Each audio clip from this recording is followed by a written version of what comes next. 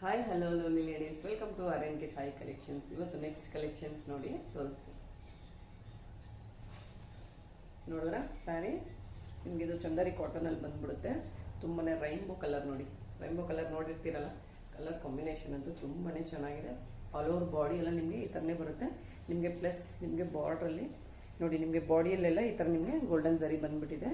Plus ನಿಮಗೆ down ಪಾರ್ಟಲ್ಲಿ ಯಾವ ಥರ ನಿಮಗೆ ಕಾಂಟ್ರಾಸ್ಟಲ್ಲಿ ಇದೆ ಆ ಥರನೇ ನಿಮಗೆ ಪ್ರಿಂಟೆಡ್ ಬ್ಲೌಸ್ ಬಂದಿದೆ ನೋಡಿ.